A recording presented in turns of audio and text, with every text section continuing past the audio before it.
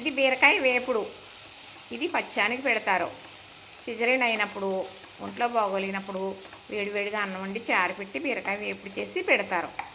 అలానే వేపుతానండి. ఎప్పుడు నేను పచ్చిమ కూరలాగే వండుతాను. అయితే మనం మామూలుగా వేపుకున్నప్పుడు మినపప్పు శనగపప్పు కూడా వేసుకుంటారు చాలామంది. నేనైతే వేయను.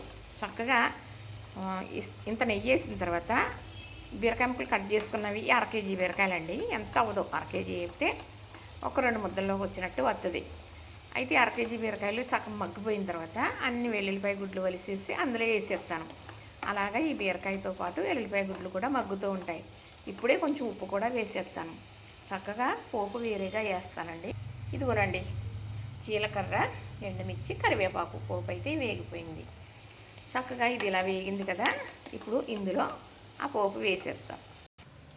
ఇప్పుడు ఈ పోపు ఇందులో వేసేస్తానండి.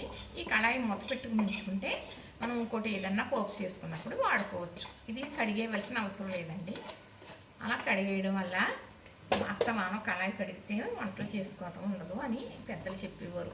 కళాయి కడిగేసి దబ్బించొద్దు అనేవారు. చూసారు కదా బీరకాయ వేపుడు ఎంత బాగా రెడీ అయిపోయిందో.